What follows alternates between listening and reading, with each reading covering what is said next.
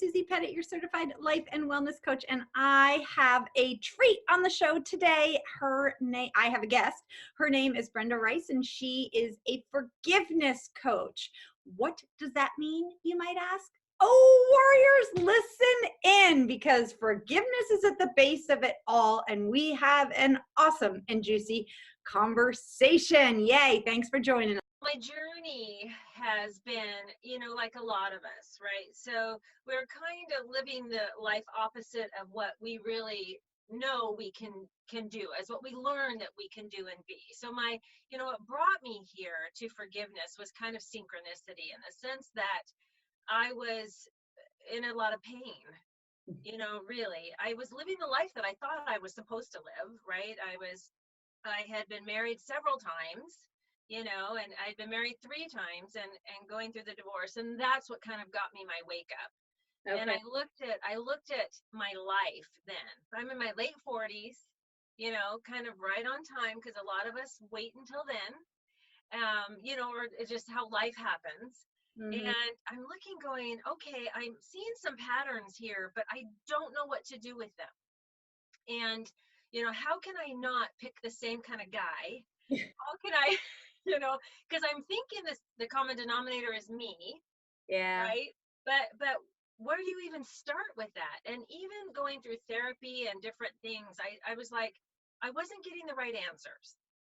Yeah. Well, I just want to back up there for a second, because you acknowledging that you're the common denominator is a big piece. Like, once you get to that point, yay, you, up until to get to that, like, how did you get to the point to recognize, like, okay, so maybe I have a role to play in this? Well, that's what the fascinating part was, because I started to do was ask, why am I so depressed? I've got an okay life, right? I mean, I have a job that I liked. I had, except my marriage is like, wait a second. I started to feel, I'm feeling the same in this one as I did the last one. And the last one. It's kind of like I tell women, I didn't date, I just married. and so what I was looking at was kind of, how can this be different? And I had enough awareness, because that's huge, as you and I know, awareness to kind of go, okay, I can't control him. I've tried. Yeah, doesn't work. No, maybe it's me. And by this time also, because I had gone through years of drinking. So by this time I had become sober, and that helped me too, because it was like, after I got sober, I went into a really deep depression and anxiety because of all of those emotions, right, that I was stuffing down through the alcohol and food. Food was another thing, but mainly alcohol for me. And it was kind of like, okay, I'm thinking there's more than this, but how do I get there? And so that's what kind of just opened up, which all you need is a little crack, right? You just need a little bit of that curiosity to go, maybe there's something different. And then ask the question, how can I get there? Yeah, I do. You said many things here that's so interesting. This sort of this, all we really need is that little crack, and it's that crack of awareness, like, oh wait, maybe this isn't all what it's supposed to be. Maybe you said more than this, and that's something that occurred for me too. What's interesting is it sounds like you had a lot of incidents in your life where you might have had that little crack of awareness, but it wasn't quite, like, I feel like I've said before, I feel like the universe throws little stones at us, and then they'll throw rocks, and then it's like boulders. Because I'd love to hear what got you to stop drinking. Like, that in itself, using food or alcohol to numb out of emotions, seems like that'd be a pretty big moment. That was a huge defining moment. I call it, like you were saying, they throw rocks. There's a cosmic 2x4, right? Yeah. So like, some what? of us, okay. I know, some of us are a little more stubborn than others. I'm very stubborn. I had a feeling. Yeah. But I also think that we have a big message too, right? We have a lot of people in life that are like this, that are resistant. You know, I think we do have. We're just kind of fighting that message within us, right? It is, and I'm wondering, just as you say this, I'm like, I am a high achiever, and it's more this like, I'm gonna make it work, damn it, like this fierce holding on, and really what it takes is this letting go, which is why I love your work. But trying to control, control, control. Oh my gosh. And so, of course, for us to understand the letting go, we get to experience, we have to experience that resistance and that tightness, right? We have to, because it's like you don't know need closets until you live in a house without closets, right? You don't know what it is. Yeah. And so it was really fascinating, because what got me to stop drinking, it was interesting, because it was years of drinking through my kind of late 20s, 30s, and starting into my 40s, where I got to that point where it talks about where you come to a crossroads where Mm. you can't live with alcohol and you can't live without it. It's the same kind of with food. You don't know, except for with food, that's kind of a thing you really need. So Right. that one I think is a little bit different. But with that, I had started on this journey of maybe I need to stop. So I tried to stop and I couldn't stop. My marriage was, of course, getting worse. We had other issues going on too, but the marriage was getting worse, and so it was funny because I ended up going across country on a plane to meet some friends. I don't remember the trip. Oh, wow. I came back. I don't really remember the weekend. I was a blackout drinker, and I broke my ankle somehow getting off the plane. Oh, wow. Yes, I come to in the car with my husband yelling at me at that time, Mm. how can you do this? And it was just one of those moments. And it was like, what? And then I kind of come to again, I was a pretty heavy drinker. And it was fascinating because, Mm. it's kind of like, okay, maybe I need to stop. But I didn't. Even with breaking my ankle, going through all that, I didn't stop. And it took about 2 to 3 weeks later, as I started to drink again, Mm. that all of a sudden I was shaking, Oh, right? I just had the shakes, and I woke up one morning and I just said, I'm done. I said, God help me. wow. What do I do? Right. I'm done. I choose to not live like this any longer. Wow. Oh, I got goosebumps, Brenda. Yeah, and that's when I got this little message that said, call AA. Mm. And I was against AA. Okay. I thought all they did was smoke cigarettes and drink coffee. Right? I Yeah. mean, and I mean, I had no concept of even what it is, but I just didn't like it. Yeah. And it was a lifesaver for me. Yeah. Yeah. Yeah. And that's so interesting, because that brings us back to, the judgments we hold about things, and where, because we're like, oh no, that wouldn't work for me. Yet then you try it and it's the greatest piece. And yeah, that waking up, I think we all have that certain point in our life. And what is it that we get to that where we're like, hold on, no more, I'm done. Um, that is a difficult piece. So then how did forgiveness come into this? So it was fascinating because that's what started, that got me on like that journey, right? That kind of crack. It Mhm. cracked it open. Because I don't think there's just one defining moment. Mhm. I think for most of us, Oh it yeah. it's a journey of these moments that get us to the next level and the next level. Yeah. And so that's what, because it woke me up to my marriage. It woke me up to, what happened here? What am I doing? Mm. And it helped me to start to see what's my part in this, Mhm. and become willing to look at it, because I was still a little bit stubborn, because I still wanted to blame him. So I just was noticing. Mm. And Yeah. it took after the divorce. Well, when I finally realized, there's a whole story there, but it's finally realizing that he's like going, I can't do this. I don't want to do the work that it will take to save the marriage. Mm. I'm so grateful, even though it hurt, I was so grateful for the honesty. Okay. And that's when I said, okay, that means I have to do something. Yeah. So that's what led me on this, and I call it an intentional spiritual journey or an intentional life journey, to where I said, no dating, no nothing, Uh, right? Because if I'm sober and I've gone through all that and I want to die, because I did, I yeah. just wanted to die, it's like, then I need to do something drastic. So, God, if you're there, you better help me now. Okay. That's what I said.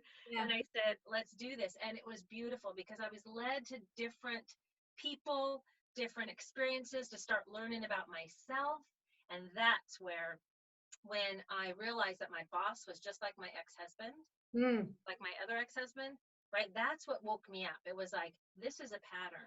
Starting to see a pattern and a I trend. started to see the pattern because I was dying inside. I could never please him. I wasn't good enough. I was working so hard that I was eating very badly. I Uh-huh. was not exercising. And so my body started to break down. Oh. And that's what got me to the forgiveness work, because I ended up with a back fusion and neck fusion Mm. 6 weeks apart, Oh my goodness. which I know, which got me out of that job. I know. So I could see that, Looking back, oh, you're like, okay, thank you, universe. I see. as I said, the cosmic 2x4. I mean, or what's ever bigger than a 2x4? I don't know. Oh, and now a neck fusion. Okay. So I did the neck fusion, back fusion, and that's when I found the forgiveness work. uh, Because I was kind of going, what do I do? What do I do? Where do I go from here? How do I heal myself? How can I be whole in this lifetime? yeah. And not have addictions and not have these things. What do I do? And Right. that's when I found this little advertisement for this little woman that said forgiveness coach, and I said, I don't know what that is, but I have to know her. Yeah. And that's what got me into the forgiveness work. I just love how, and again, how that sort of comes up. It's like, how did you see that sign and how did you, the little, but we know how those kind of things work. So, how did working through forgiveness start to help you? Oh my gosh. So, of course, I resisted Mm-hmm. the forgiveness, even though I was quite excited, because she helped me see a pattern in my life that no one had ever helped me see. All Okay. the therapy I had done, all the people I had talked to, no one had helped me see this pattern of five that just clicked for me. You know how some things just click? Mm. And I was ready for it. It was like, oh my gosh. And then she helped me see that. And The pattern of five. yeah, so, oh my God. So it was so exciting What does that because mean? I know. So what happened was she was asking, about me and my life and stuff, kids, marriages, just tell me about, how long are your jobs? So she specifically asked time, and I thought that's weird. Okay. Well, I said my first marriage, I was married 5 years. My second was a little over 5 years, and my third marriage had been 10 years.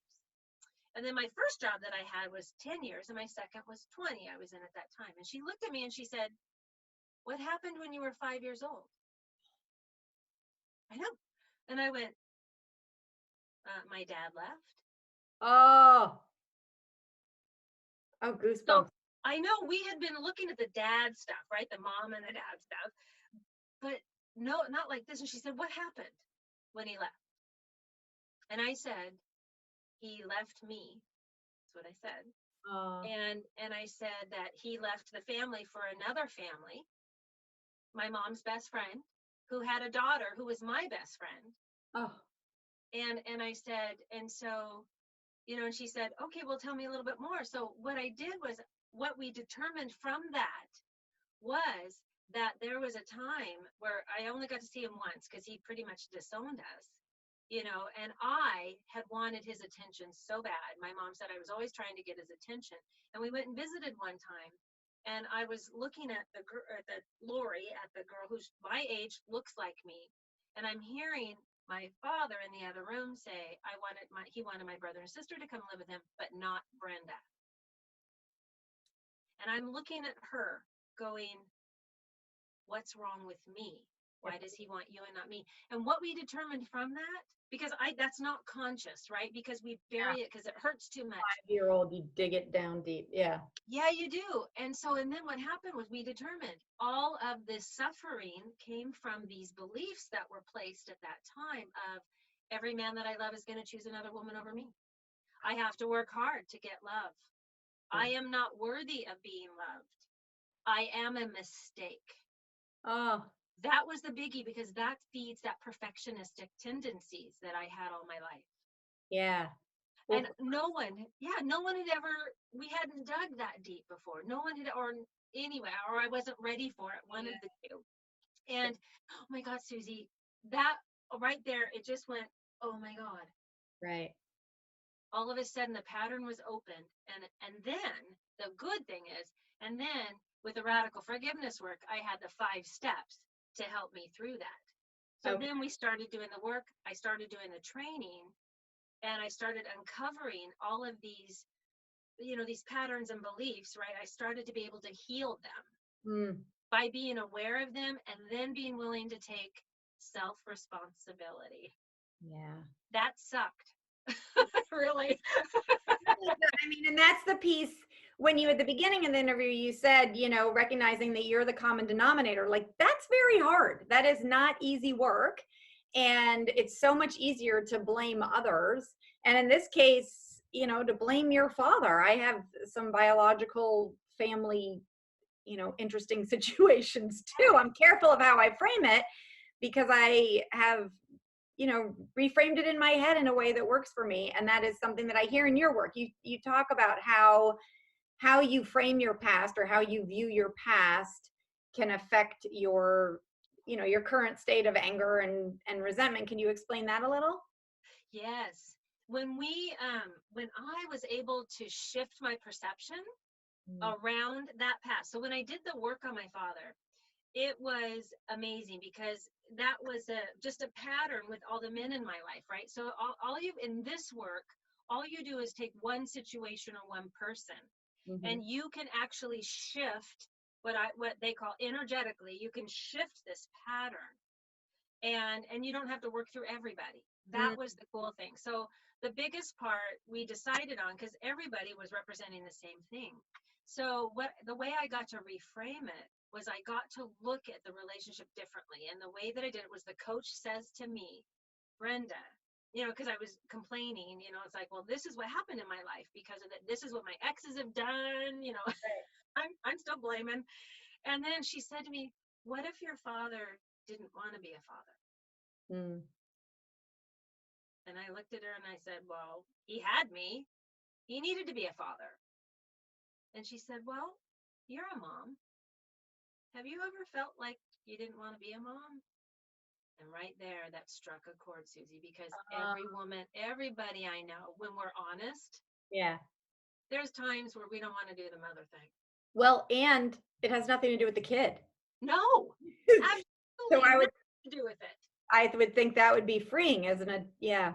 Yeah. And so she looks at me and says, and I looked and she goes, well, during that time period, that's what you did. You had kids. You got married, you had the kids, you did this thing, but maybe his aloofness was he wasn't able to. Now, it does not condone his behavior, Okay. right? It's not condoning, and that's important to know when we reframe. It's not about saying, oh, what he did was right, but what it did was that crack again. It opened a space for me to start to be willing to look at the situation differently, and that's the reframe. Oh, I when I, love that. when I became willing to look at the situation differently, the story, right, this construct in my mind of Mhm, what I made up about this was like, oh my gosh, do I know if he loved me? I don't know. mhm, I'm guessing on a higher level he did. mhm. And but if I'm making this up that he didn't love me, right? I have no idea. Right. And so the reframe helped me to be able to be okay within me about that story so Mm. then I could change that story. Oh, yeah. And that's powerful. It's so powerful. And this is for my listeners who are familiar with the thought model. That's exactly like instead of choosing the thought, he doesn't love me, because that's going to lead you to feel a certain way and take actions like drinking and eating and Oh, filling the yeah. void with other men. Choosing a thought that's more helpful is, he wasn't ready to be a father yet, or he loved me to the best of his ability. We don't know. And so why are we choosing thoughts that hurt us, versus ones that can bring us to more neutral or more forgiveness in there? It will exactly. And later in life, as I was going through my training and doing this, my sister and I were talking one time, and so this had come up, and I told her, and she goes, "Well, they didn't want to be parents." Mm. I said, "What?" And she said, "Yeah, I remember my mom talking about that, saying that they weren't, she wasn't supposed to be able to have kids, Oh, wow. and so they were planning a life together of just them, Right. and then all of a sudden she has kids." Mm-hmm. And and it was like, well, there you go. Right. But still, I don't know if he loved me or not, Yeah. right?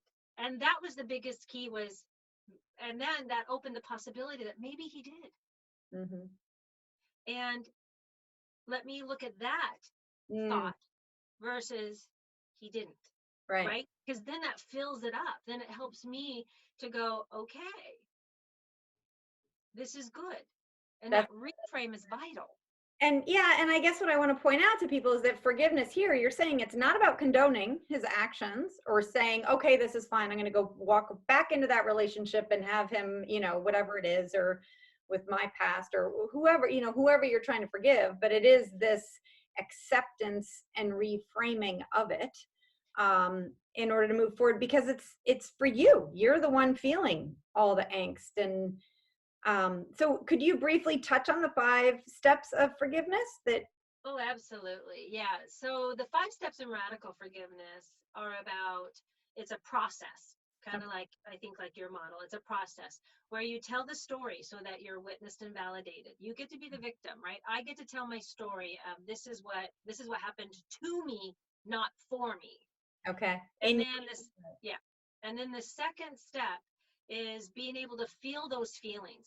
And as we know, we are afraid of our feelings. That's why we're stuffing them. But we don't really realize how afraid we are of them mm, until we have somebody hold that beautiful space for us and be able to hear our story and not feel like I'm an outcast or mm, that I don't have to feel shame because you get me, mhm, right? That allows me to feel the feelings. And then there's processes that we do with that. And then there's a portion in here where you're looking at how do I separate the facts from the interpretation, mm. right? That's the third step. I And love then, yeah, because this is where if we've been taught any traditional forgiveness, this is where it ends, is right there. Walk in the other person's shoes for a while, understand where they come from. And that's important. Like understanding my dad mhm, may not have wanted to be a dad. That was helpful. I'm still not condoning right behavior and I'm still not forgiving mhm, until I get to the fourth step, which is reframing.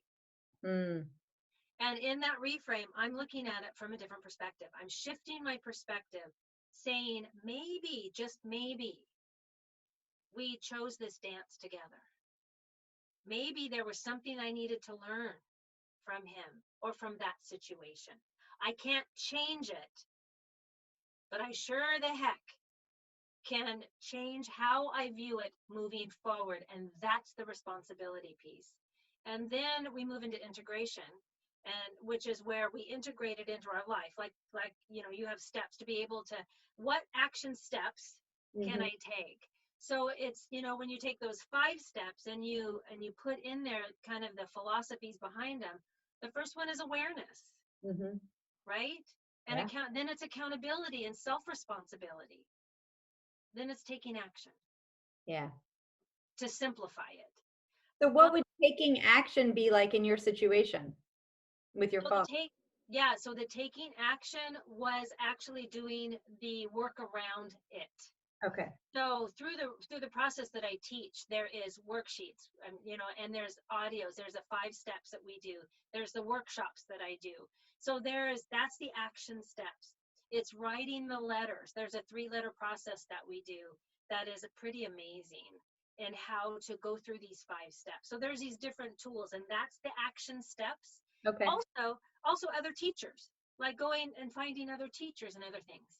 right and listeners I will have links to all stuff Brenda at the show notes smbwell.com/67 so you can work with her and you can work through your forgiveness and you can get her book and you can but I think the question will come up in listeners minds like oh so did she have to go have a hug session with her dad and hug it out as the action No, as action, because actually, I had thought he had died Okay. because I had never talked to him again. And, but my sister and brother had. And then all conversation stopped. So we thought he had died. Well, interestingly enough, I was doing the forgiveness work a couple years into it. I get contact. See, I knew nothing about him or his family. My mom hated him, would not talk about him. And then his sister, my aunt, contacted me out of the blue. She located me. She'd been looking for a couple years. And she said, "Your father's alive, Mm. but he's in an Alzheimer's facility." Oh, wow. So that little girl inside me goes, "Daddy." Mm. And then kind of like, "Oh, now we can have this relationship." And then the wiser part of me says, "Oh, honey." Yeah. So I got to get clear. I Yeah. got to have my grieving process. And it was interesting because 2 months later, he did die. Okay. So I never did. You don't have to talk to the person. And this is important too about forgiveness is it doesn't mean reconciliation Mm-hmm. at all. I mean, and I really want people, because that's a big question for people. Mm-hmm. And it's like, yes, forgiveness is a definite precursor to reconciliation, right? If you're going to reconcile, you do have to work out forgiveness. Right. But you do not have to, you don't have to reconcile to forgive. The Mm-hmm. person can be dead or alive. Well, And that's is yeah, so. I did a ton of work with my mom after she died. Yes. Well, I hear from people who are still holding on to such grievances against the people who are no longer alive. And it is this piece. And I'm glad that you highlighted that you don't need to reconcile in person. It sounds like you did some reconciliation in your own work and your journaling and your letters and all of that. Yet Absolutely. I like saying, with my parents that I've sort of set them free. Like I'm so happy with the relationship I have right now with my parents, which I don't think they would agree with, but it's like they're free to be them and I'm free to be me. And there's just such freedom there Yeah. versus sort of a feeling of resentment. Oh, Um, yeah. Forgiveness brings freedom, right? Because it really is for us. it is, It's for me. It's for you. It's not for them. And that is a concept that a lot of people can't grasp because of the way we've been taught or what we've heard. It's like, it is about me. It's like when I'm clear with me, that's all it's about. yeah, I love because it does like the anger, like feeling angry towards your dad or feeling angry towards your boss or an ex-100 feels so justified and it feels like you're somehow hurting that person, like holding on to it is like they don't deserve me to let go of it. Yet they're off playing golf. They have no freaking idea that you're sitting there. And so it is you, like let it go. Well, and it's powerful to realize that holding that grudge and that resentment Mm. is turning it inward. It's that taking that poison, expecting someone else to die. Yes. Because in that rightness and strength, we're giving away two important things. We're giving away our energy and we're giving away our power. Mm. When we are blaming someone, all of it's going out there. So no wonder we're having trouble in our life when we don't have the energy and the power to deal with right now. Mm. That's what I teach in the forgiveness work, because it's so, when I got that, when I'm like going, I'm giving my ex and my dad and my boss my energy. Well, no wonder I'm tired. No wonder my body hurts. No wonder I'm not able to follow through with the things I'm thinking that I want to do for myself. When I started to pull that energy back, Susie, oh my gosh, it was rejuvenating. It was clear. My head got clearer. I could make better decisions. My heart got clear and Mm. my body started to heal. And warriors, I'd like you to hear that because there is sometimes this like, why do I have to go through the effort or why do I have to do quote unquote the work or what?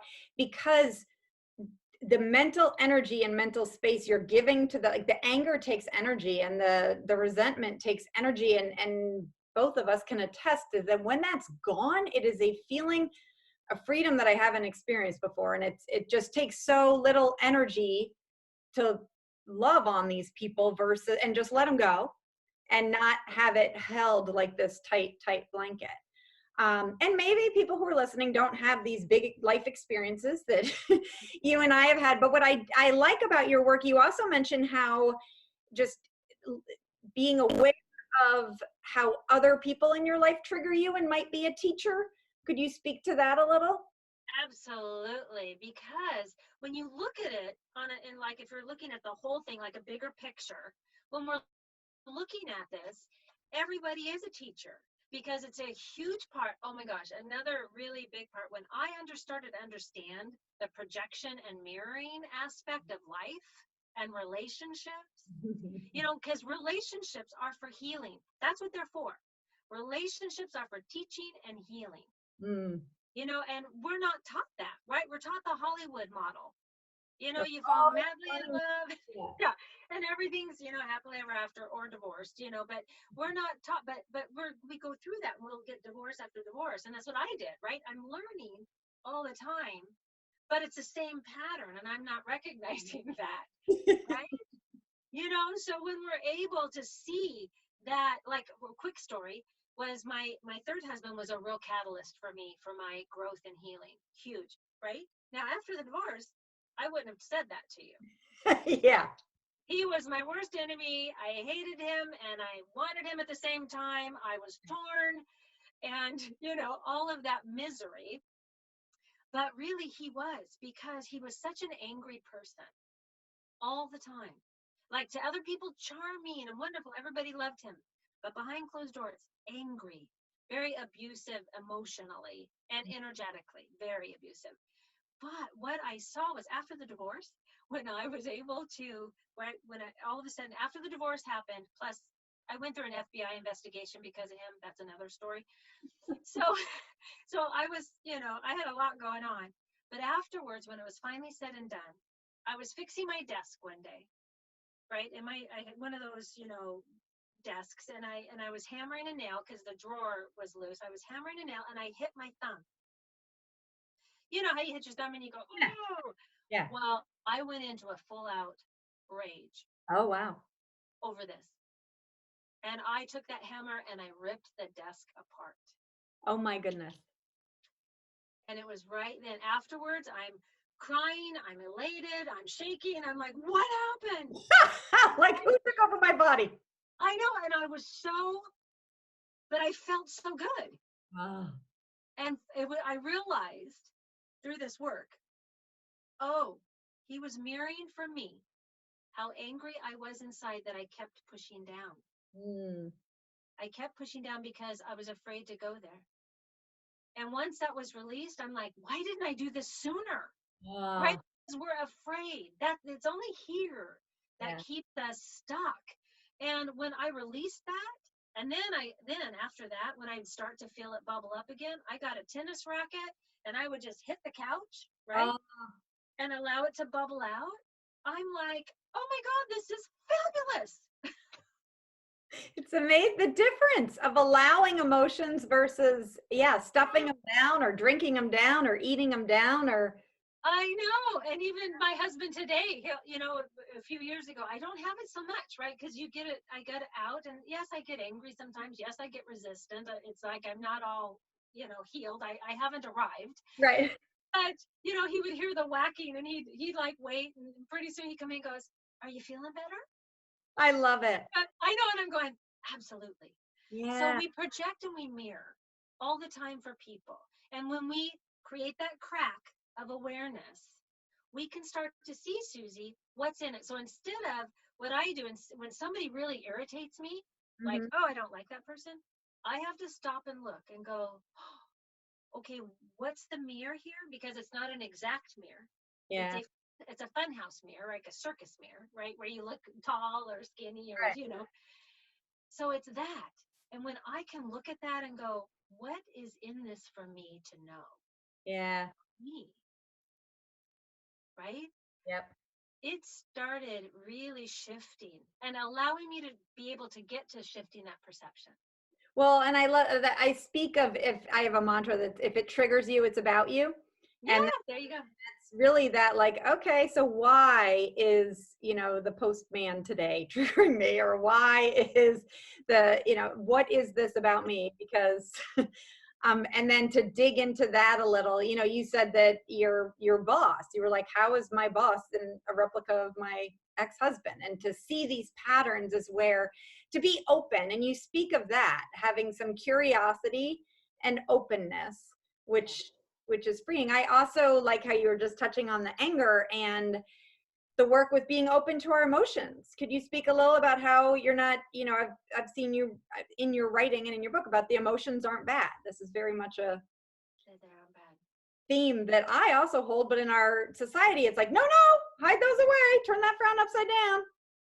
Well, it is because we haven't. I love today. I'm watching my grandchildren. I'm watching them being parented differently Okay. with my kids because they are allowing the emotion. Oh, I love that.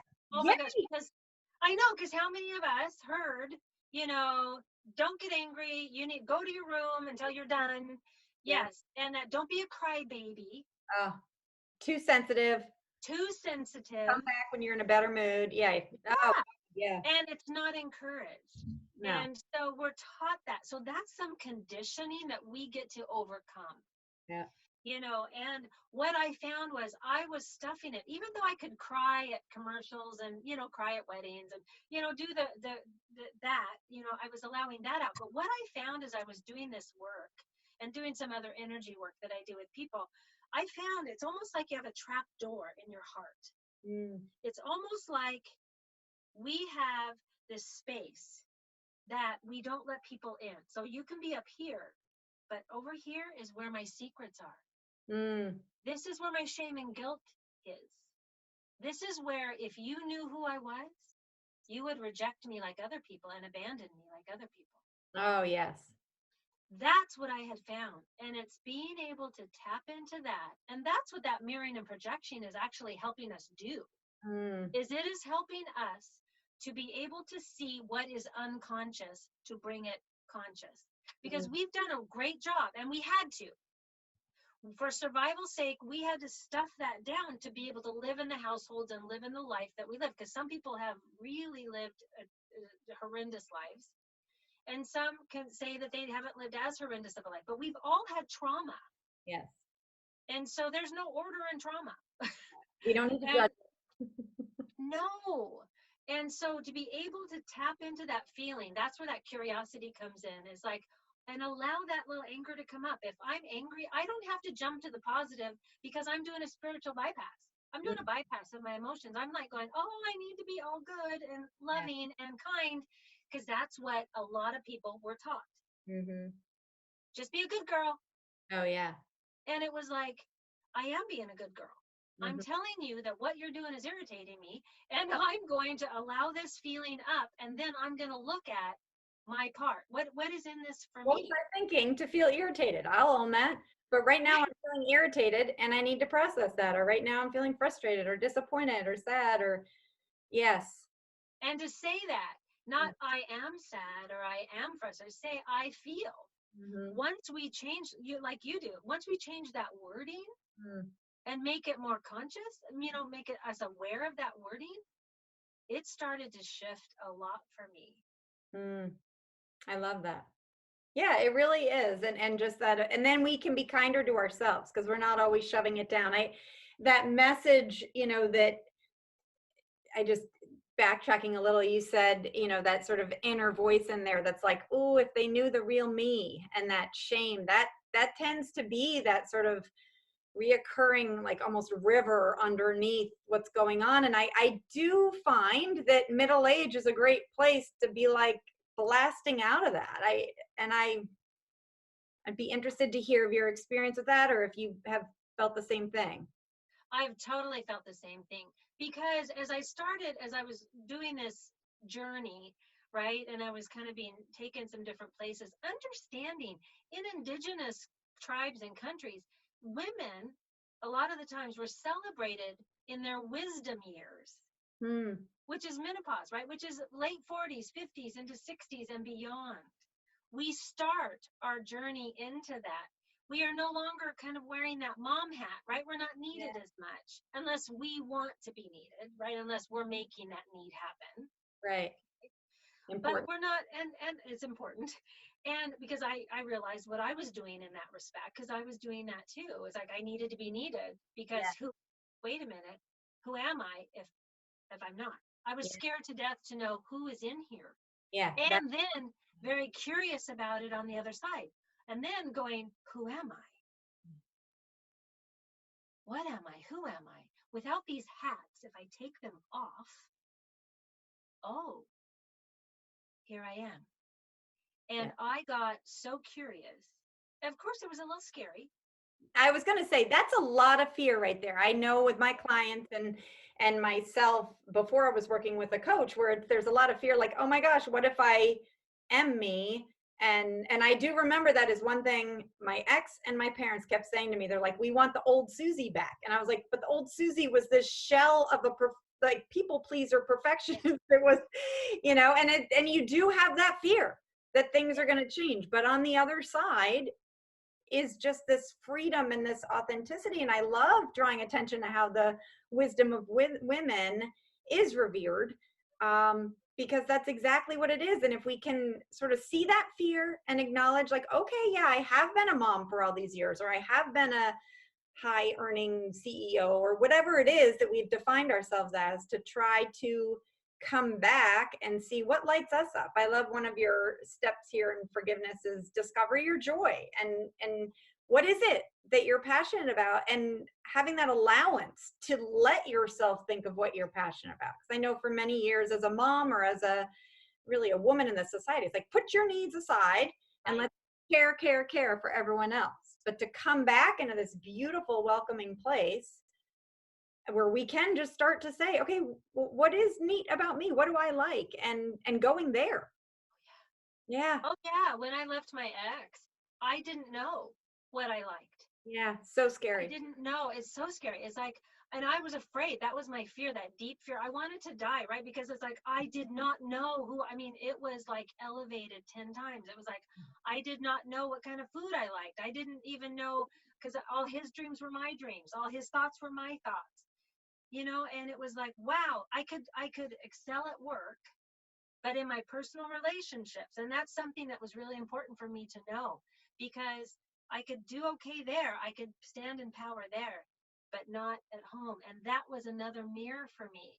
Mm-hmm. Another thing that was showing me where I was hiding. Mm, I was hiding. And mm-hmm. another thing that came to mind as we were talking, because we are only as sick as our secrets. Yes. And Yeah. in that little space down here is secrets. We think we're the worst thing ever on earth. And Mm-hmm. that's why being able to tell our story authentically and honestly to someone like a coach who holds us Yeah. sacred and holds us, that's what I learned in AA. That was the beautiful, the sponsor that said to me, oh, yeah, me too. Yeah. And I'm like, what? You just I'm feel not the only one that did that bad stuff. And she's like, oh, honey, let me tell you a story. yeah, because you So, feel so alone and isolated, and then it's like, no, come on. oh, yeah. Yeah. And it was like, I'm not alone. And Mm. then I started hearing other stories, and I'm like, oh, I'm not a bad person, Mm-hmm. Yeah. and that really hard started in on my self forgiveness, because really this is about self. It is about getting to know us, but we can't jump into ourselves first, because we got this committee in our head Yeah. that tells us we're not so good. It tells us to eat that cake or drink that drink, or Yeah. avoid at all costs any kind of self-help, kind of thing. And so, but when we're able to look outside of ourselves at that mirror and projection, be willing to be curious about what can I learn from this, or what's in this for me. Mm. When we do that and bring it in, then that allows a softening to happen Mm. within here and our heart. Because Yeah. I say, with the work that I do, with the radical forgiveness work that I do, it gives my head something to do so my heart can heal. Oh, I love that. Yes, because my head is where the stories are. It Yeah. wants to keep me safe, right? It wants to keep me safe. And Yeah. so it goes off of those patterns that are unconscious. And so when we bring it conscious, we are able to heal them. And it's not as scary as my head was telling me. Right. And you're not as alone as your head is. Oh, I'm not as alone. I am not. But I like the point that you brought up as a coach, with a coach, because having somebody there to witness and validate my story helped me so much, because I've also talked with people who said, "No, I need to do it myself." and they suffer. And that's what I did for the first, Well, I was going to 40 say years. that's back to our high achiever self. Like, no, I got this. I got it. I can do this. And it's like, but you can't, like, what do you need to show that you really can't? Like, we are meant to do this together as a community. Other people have gone through this. It's look to the wiser and the women and the people who've come before you. And they've, I do feel that I've had my experiences so that I can be the woman I am today. Like, that is a wonderful piece of it. And when I stopped isolating myself and feeling, you're all in your head when you're isolating yourself, and it's those secrets. It's like, oh, I can do it all by myself, because I don't really want them to know. Right. Yeah. Oh, goodness. Well, Brenda, this has been so helpful. This show is called the Love Your Life Show.